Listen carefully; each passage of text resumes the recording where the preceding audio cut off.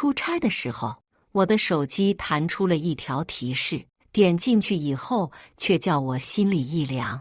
我的老婆此刻正在家里和一个黑人颠鸾倒凤，真没想到，一直被我宠在心尖上老婆，竟然会背叛我。既然他想做自由的风，那就随他去吧。但是他吸血的一家，要把吃我的东西全都吐出来。大家好，开始今天的分享之前，希望你能给人间烟火点个订阅，我将会分享更多优质的内容。看着眼前的这一幕，我的全身都气得发抖。结婚这么多年，我自认为没有什么地方对不起老婆的，甚至在他家问我要昂贵的彩礼的时候，我二话没说就给他妈赚了100万。但是现在他竟然把人带到家里面来偷情，要不是我为了观察家里猫的情况安装了监控，我甚至一直被蒙在鼓里。此刻我怒气上头，只想立刻从我现在的城市飞回家里，将这对奸夫淫妇从沙发拉下来，让小区的人都看看这对不要脸的贱人。很快，我的理智慢慢回归了。如果此时我贸然打草惊蛇，那么我的彩礼可能1分钱都回不来了。既然这样的话，那我要从长计议，将这么多年我资助给他娘家的全都吐出来。不过现在我也不能看着这2个人继续在家里做着不要脸的事情。我拿出手机给老婆苏琪打了个电话，电话响了3分钟，老婆才将电话接起来。听到电话那边似乎还有些喘息声，我按下想骂人的心思，对着老婆说道：老婆，前几天我买了个监控在家。还没等我话说完，老婆的声音猛地拔高。我看见监控里，老婆起身胡乱地穿上了衣服，开始在房间里到处搜寻。等老婆就要找到的时候，我连忙开口：老婆，我话还没说完呢。那监控我买回来为了照看家里的猫的，但是我看那个监控现在看不到别的东西，你看看是不是没有插电啊？说完，感觉老婆松了一口气，她嗔怪地说道：老公，下次你在做什么的时候一定要告诉我。你也知道我在家里不喜欢穿衣服，要是被联网了发到了网上怎么办？放心吧老婆，你先帮我把电插上吧，我看看猫。说完，老婆那边就是兵荒马乱。监控里，我看见老婆将那黑人的衣服一把丢在了他身上，然后把他赶出了家门。然后老婆就把放在一旁的监控插座插了起来。只可惜老婆肯定想不到，这个监控是可以电池供电和插电两用的。她刚刚做的事情已经全被我看见了。很快，老婆就换好了衣服，抱着小猫出现在镜头面前。点点乖，看镜头，爸爸在看你呢。老婆温柔地抱着我们的小猫咪点点。在镜头下，老婆温婉可人，嫣然一副贤妻良母的样子。要不是现在老婆的脸上还泛着丝丝红晕，我都怀疑刚刚在监控里看见的是不是我的老婆苏琪了。看了一会儿我的猫，看见它精神还挺好的，我也将电话挂断了。接下来我就要好好想想，等出差回去以后，我要怎么整治那对狗男女。就在出差结束当天回家的路上，我还没想好该怎么办钱拿回来。可是就在这个时候，我的手机忽然响了，一看来电，就是苏琪他那不争气的弟弟苏瑜。姐夫，江湖救急呀，姐夫，能不能借给我30万啊？苏琪的弟弟，一个不学无术的混混，这几年不知道为什么染上了赌博这个习惯，后来还被抓进了监狱里，还是我把他保释出来的。就是不知道他知不知道他姐姐现在出轨了。想着这些，我忽然想到一个绝妙的主意。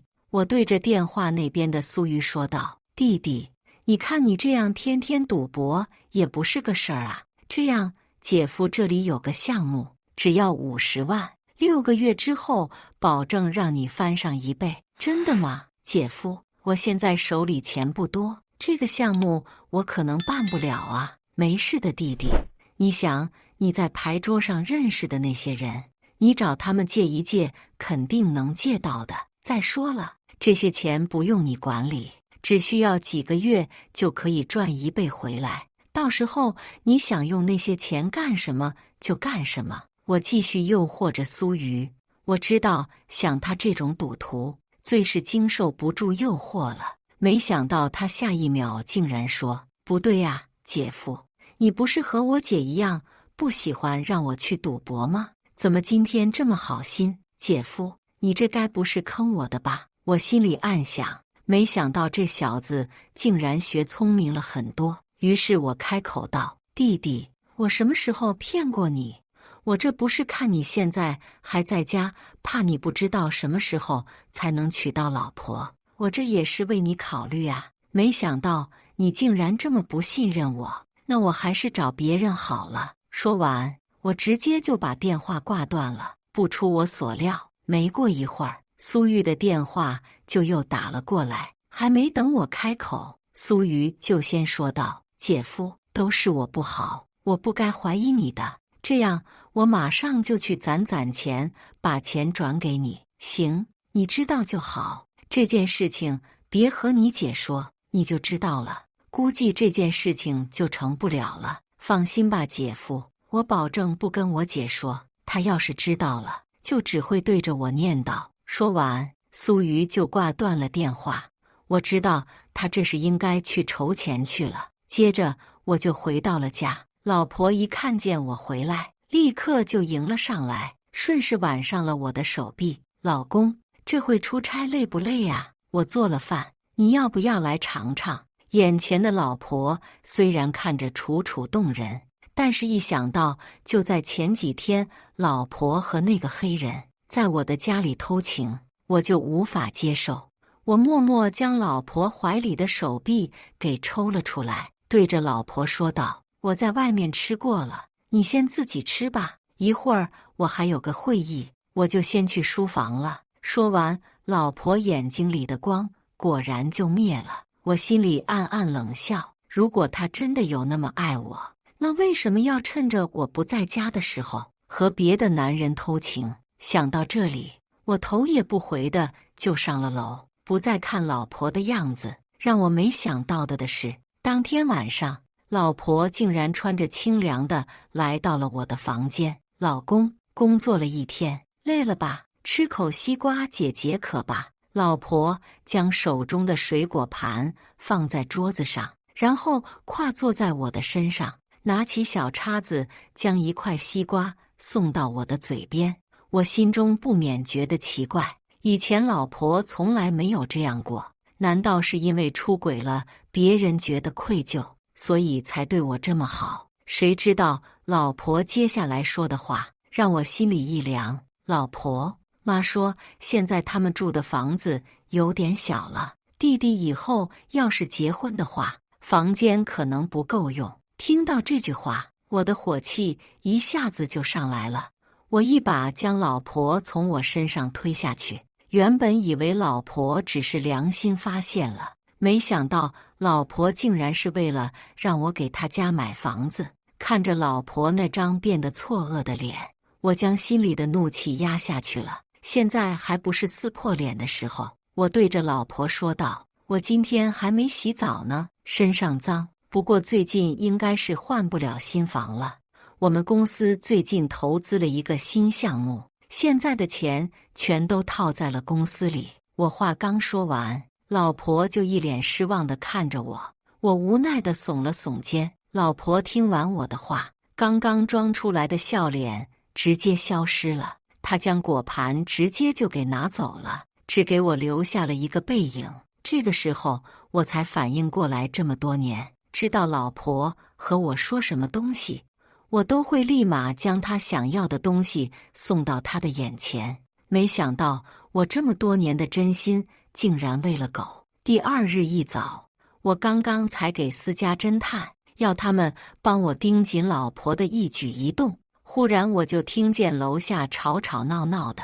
你们别拦我，我这是来看我女婿的。我这可有我刚在家里拿的无公害土鸡蛋，就是为了给我女婿补身体的。丈母娘的大嗓门从门外直接传进了我的耳朵里。抱歉，老夫人，先生说今天不让别人来打扰他。我请来的小时工小赵在一旁劝着丈母娘：“你算是什么东西，也敢拦着我？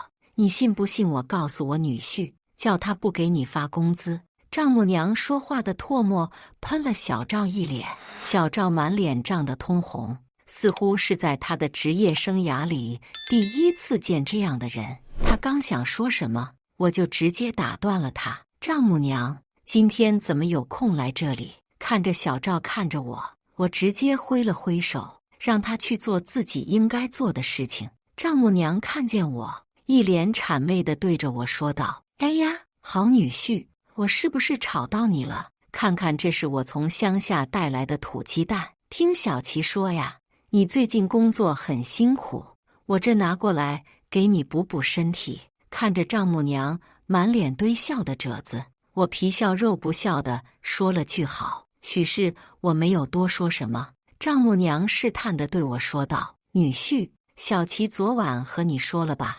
我们这几年打算给小鱼娶媳妇了，你是他姐夫，你看看能不能给小鱼换一个大一点的房子啊？”看见丈母娘这么说，我只想冷笑，就是苏鱼那个样子，就算是有房子，还有那个女生会嫁给他。不过我面上妆，出了一副为难的样子。妈，昨天小琪没给你们说吗？我现在钱都在公司，拿不出来。不过妈，你要是真的着急给小鱼买新房子，我倒是有个办法。丈母娘看我欲言又止，也是着急地问道：“什么办法？你是我女婿，我还能不相信你不成？你只管说。我朋友那里有一套现成的房子，可以低价卖给我，不过需要全款结清。我想着，虽然我不太方便，但是妈你可以去贷款试一下。而且我朋友说了，过户很快。真的吗？女婿，你可别骗妈，现在还有低价的房子。放心吧妈，我什么时候骗过你？到时候你直接把钱转给我，我去办。丈母娘显然还在犹豫，不过这么多年的冤大头的形象似乎是刻画在她的心里。她只犹豫了几秒，就决定好了。接下来我就是等她把钱转给我。喂我，老吴啊，还记得你前几天说的那个房子吗？你卖出去没有？没有啊，还没卖出呢。你要买吗？对呀，那个过户方便吧？放心吧，不过那房子可不好。谁有惹你了？你要送个这样的房子给他，哈哈哈！那你就不用管了，到时候我直接给你转账，你把房本准备好就行。行，放心吧，老徐，我办事你放心。将丈母娘支走以后，我愉快地准备去公司里看一下。刚坐下没多久，私家侦探就将老婆出轨的照片发给了我。看着照片上老婆一脸娇羞地搂着旁边的黑人，我的心痛到了极致。老婆算是我的初恋，还在高中的时候，老婆就是我的同桌。那是一个明媚的午后，我打完球不小心受伤了，我一瘸一拐地回到了座位。同桌看见了以后，直接就去校医室拿了药回来。我虽然连忙说着不用，但是同桌依然很强硬地帮我上了药，又轻柔帮我包扎上了伤口。他低头温柔帮我包扎伤口的样子，那么温柔，那么恬静，一下子就闯进了我的内心。那一刻，我知道这辈子我应该就是栽到他身上了。后来我了解到了，他家里重男轻女，没办法去补习班上课，有的时候甚至累了一天了，还要回家给自己弟弟洗衣服、做家务，这让我更加的心疼他。我经常劝他说，现在学习要紧，让他搬到学校来住。可是老婆那个时候经常说，哪个人不是这样过来的？我要是不管他，那还能有谁管他？没想到他还在那么小的年纪的时候，就如此的有责任感。没有办法，我只能趁着老婆空闲的时间给老婆补课。好在虽然累了一点，但是最终我们两个考上了同一所大学。上了大学以后，她也理所当然的成为了我的女朋友。虽然在大学的时候，我也总是发现有些学长什么的给她送礼物，每次我知道了都会生上一次气。可是每次只要看见老婆那张委屈巴巴的眼神，我就不再忍心对老婆说什么重话。但是没过多久，老婆就有和那些人开始暧昧起来。现在想想，可能一切都是我的自愿，从头到尾我都是个小丑，老婆只是把我当成一个提款机。就在我默默在工位难过的时候，助理小张忽然走了进来。老板，上个月老板娘推荐的那个语言部经理已经来了，老板你要不要看看？看着小张一脸菜色，我忽然有些不好的预感。下一秒，一个浑身黢黑的人走了进来。一进来，那人就用那蹩脚的中文对着我介绍道：“你好 ，boss， 我叫麦克，是新来的员工。”我仔细看了看，这个黑人不就是当时来我家和我老婆偷情那个吗？好，现在不仅要睡我老婆，还要赚我的钱是吧？我刚想拒绝他，但是我转念一想，这在上世纪不就是个劳动力吗？刚好我们公司也缺了一个干杂活的人。我对着眼前的黑人说道：“你好，现在就可以入职，签合同吗？”麦克可能觉得这个是苏琪介绍给他的，不会坑他，所以二话不说就将合同签了。他不知道的是，那合同上写的根本就不是什么语言部经理，而是保洁，工资更是由5万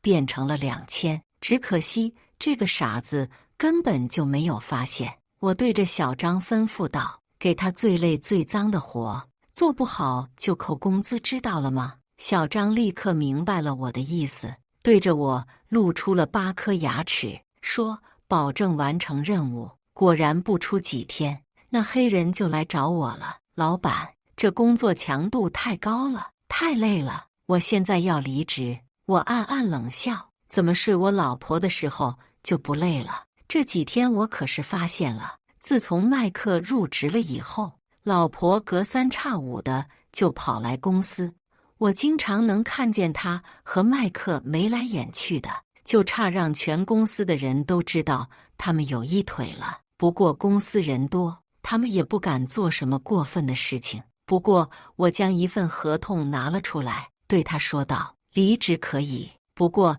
你需要10倍赔偿违约金，你这是不人道的。我要去告诉大使馆，我要报警。”麦克看见我不为所动，于是生气地朝着我大喊着：“那你就随便吧！”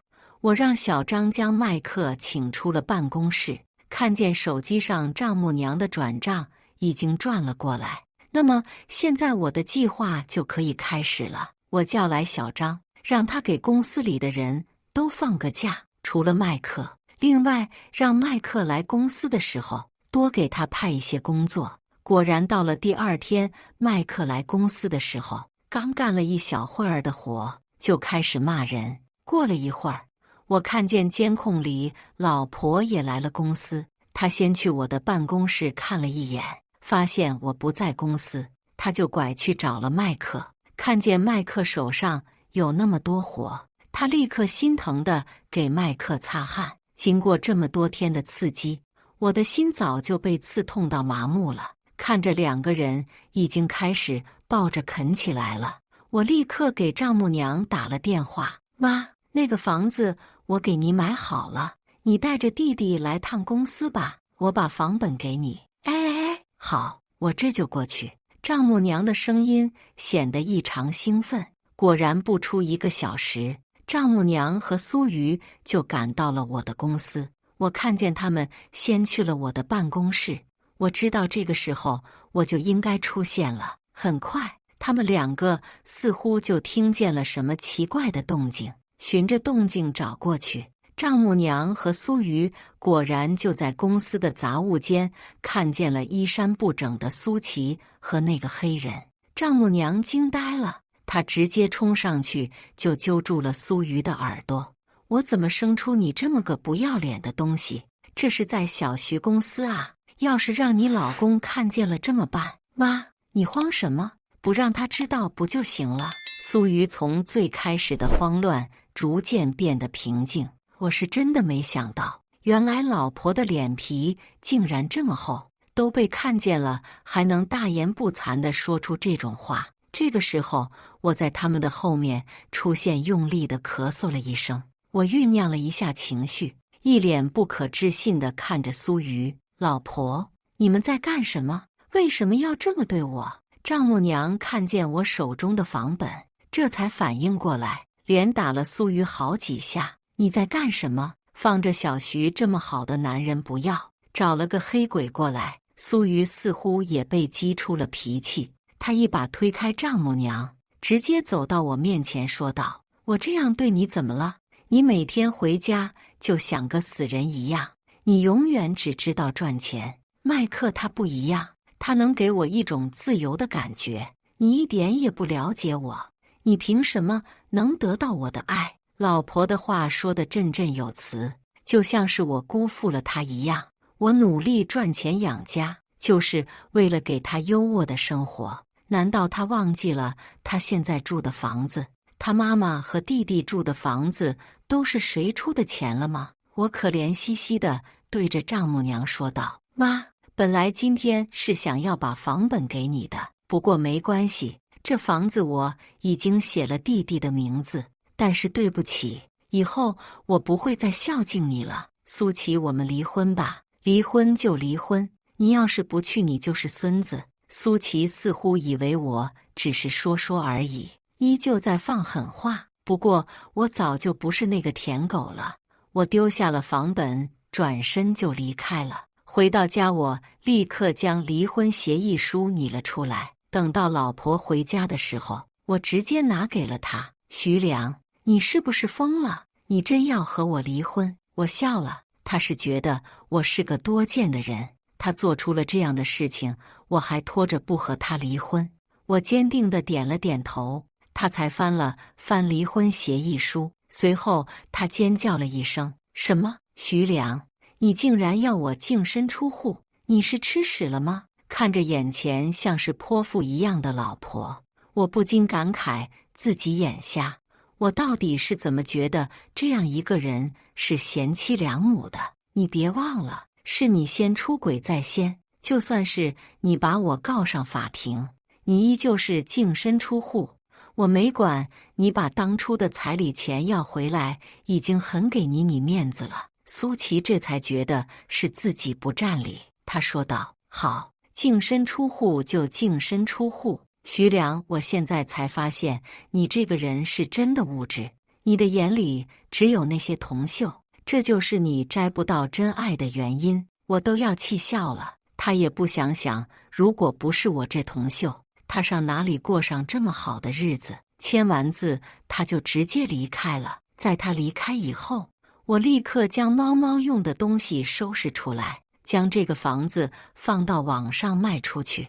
我可不想继续住在这个恶心的地方。第二天早上，我就赶去了民政局。苏琪看见我依旧是趾高气扬的样子，他对着我说道：“你确定要离婚？我告诉你，这婚要是离了，我就不会再和你结了。”看见苏琪这个样子，我理都不想理他，直接进到了大厅里面。看见眼前新鲜出炉的离婚证，我松了一口气。一直以来放在心上东西也算是落下了，就是不知道他们一家搬到烂尾楼以后会怎么想呢？回到家以后，我就打算给猫猫做一个全身检查，然后好好驱个虫。可是不查不知道，这一查竟然查出了不少的问题。先生，你这猫身上有不少的针眼，身上还有不少钢钉。我的心瞬间沉了下去。我脑中出现的第一嫌疑人就是苏琪，同时平时很多没有关注过的细节也出现在我的脑子中。怪不得原本猫猫性格特别好动，在苏琪身边这么多年，变得安静了很多，而且平时喜欢被人抱的猫猫，变得十分抗拒和人亲近。我竟然现在才发现，平时不会哭的我，现在眼泪在眼眶打转。可是苏琪明明知道，这个猫猫是我妈妈留给我的遗物，也是我对妈妈的唯一念想。她竟然这样对我的猫猫，我这一刻对苏琪是一点爱都没有了。我甚至怪自己识人不清，怎么就娶了这样一个女人回家？好在现在离婚了，我也及时发现了这件事情。医生立刻帮我的猫猫安排了手术。术后，我将猫猫接回家里面，仔细地照顾着。半个月过去，这天我像寻常一样照顾我的猫猫，没想到竟然忽然接到了来自苏琪的电话。我还没找他算账，他竟然还敢给我打电话。我接通以后，听见他的声音在听筒那边传过来：“喂，徐良，我怀孕了，你现在给我打10万块钱当做抚养费。”还没消下去的气又被点燃了。苏琪，念在夫妻一场，有些话我不愿意说重了。那孩子是不是我的，你自己心里清楚。徐良，你是不是男人？这孩子就是你的，怎么现在提上裤子就不打算认了吗？我告诉你，10万块钱1分钱都不许少。苏琪气急败坏的声音传了过来，他应该还把我当成那个冤大头吧，不然他是怎么理直气壮地说出这句话的？不过气着气着，我脑子中忽然又有个想法出现了。我恢复了之前的语气，对着苏琪说道：“小琪，这段时间我想了一下，我还是离不开你。这样，你把这个孩子生下来，不管这孩子是谁的，我都愿意做他爸爸，好吗？既然你这么说了，那我就同意了。那我们什么时候结婚？”我冷冷一笑，她那个黑人男朋友前几天刚交了违约金跑了，他现在应该是没钱了，这才急着找我复婚。小琪，这几个月公司不太景气，我害怕到时候让你和孩子吃苦，这样你先回妈那里去养胎吧，等你把孩子生下来，我立刻就给你办一个盛大的婚礼。苏琪似乎是觉得他已经把我拿捏得死死的了，也没有多说什么，直接挂断了电话。后面每次苏琪给我打电话，我都跟他哭穷，然后跟他画大饼，说以后赚了钱给他双倍。他似乎被我的花言巧语迷惑了，3个月以后也再也没有打胎的想法，反倒是安心地养起了胎。等到他生产的时候，我悄悄去看了一眼，果然那孩子一看就是个黑色的，根本就不是我的种。从医院出来，我直接将苏琪和他家人的通讯录全都拉黑了。果然苏琪这么久没有找到我，立刻就拉了个横幅来我公司找我。大家快看呐，这个公司老板搞大了女人的肚子，现在就不想管了呀，还有没有天理了呀？大家伙都来评评理呀！小张站在我身旁，一脸担忧地说：“老板，这个情况要不要报警啊？”我则是一脸淡定地看着楼下越来越多的人。不用，越热闹，这出戏就越好看，不是吗？等人到了一定数量，我把提前准备好的录像带拿给小张，让他帮我在楼下放出来。小张又是一脸了解的表情走下了楼，只看见小张拿出了一个大喇叭，开始疏散人群。大家先不要急，等下我来给大家看看真相。说着，楼下就出现了一个巨大的屏幕，小张把那段录像带放了出来，就是苏琪和那个黑人在公司里面颠鸾倒凤的视频，最后还附上了苏琪在医院生的孩子。明眼人都看出来了，那孩子是个黑人的。人群开始窃窃私语，哎呀，这个公司老板可真是倒霉呀，摊上了这样一个老婆，不仅和黑人偷情，还生了个不是自己的种。这家人可真不要脸，明明不是人家的孩子，还要让人家认下来。苏琪一家听见人群越来越多的议论声，终于是顶不住压力跑了。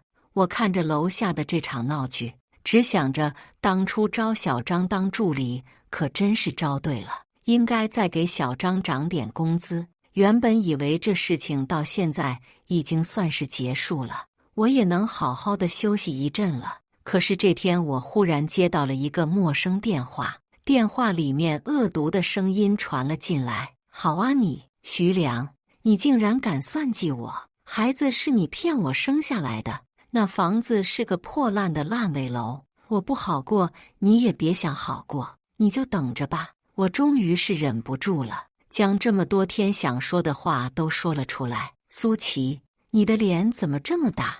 你自己出轨，想让我当接盘侠，还好意思说我？你妈不是让我给你弟买房子吗？我都给你们买了，你咋还这么多事情？好人都让你当了，我告诉你，不要当了婊子，还要立牌坊。说完，我就直接挂断了电话。但是苏琪这话还是给我敲响了警钟，像他这种疯子，连虐猫这种事情都做得出来，不知道他还会做什么。于是我连夜上网买了个针孔摄像头，把它安在了我家附近。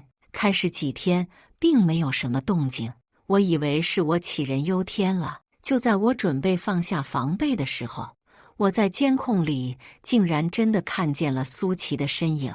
不知道他是怎么找到我这里的，但是可以确定的是，这几天他应该一直都在找我住的地方。不知道他看见了什么，他点了点头就离开了。看见他在我家墙上标注的东西，我也确定了他应该是知道了我家在哪里。我连夜把猫猫寄存到了宠物医院里面。就在我寄存完以后回来，我看见我住的公寓已经燃起了熊熊大火。苏琪竟然真的丧心病狂到这种程度，要将我烧死在家里。我看了看我家门前的监控视频，确定了就是苏琪放的火。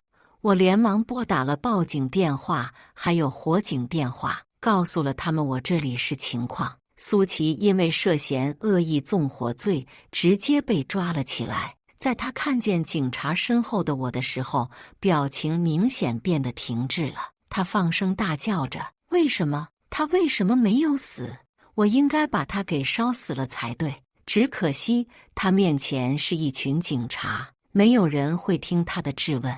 他在监狱里的这段时间，苏瑜因为当时欠的债太多了，直接被债主找到了家里来。他妈妈为了保护他儿子，在烂尾楼上就跟人家吵了一架，最终因为烂尾楼的栏杆年久风化，导致苏母直接从阳台上摔下去身亡了。事后，苏瑜也被那群人打成了半残废，只能躺在轮椅上度日。而那个孩子也在他们吵架中被扔下了楼梯。没过几年，苏琪也出来了。他崩溃了，自己原本的家现在死的死，伤的伤。他找到了当时和他在一起的那个黑人，想要和他拼命。可是她终究是个女子，哪里会有经常干活的黑人力气大？她当场就被那个黑人反杀了。警察赶到的时候，那个黑人正坐在苏琪的身上，一刀一刀地砍着苏琪身上的肉，送进自己的嘴里。警察连忙把这个黑人和苏琪分开，黑人也因为故意伤人罪被判处了死刑。不过这些和我也没有什么关系了。这几年，公司在我的经营下，盈利直接飙升，我们已经打算开另一家分公司了。我的助理小张现在直接被我给提拔成了副总裁。我养的猫猫现在又恢复了往日活泼的性子，每天在家里上蹿下跳的，而且拆家拆得最快乐了。我看着他现在身上的蒜瓣毛，还有逐渐变圆的脸，考虑要不要给他来一个绝育套餐。他似乎也感觉到了我的情绪变化，斜睨了我一眼，然后就悠哉悠哉地走开了。看吧，我们都过得更好。以上就是今天分享的故事，大家有什么想说的、想吐槽的，欢迎在下方评论交流。也更希望能给人间烟火点个订阅，我将会分享更多优质的故事内容。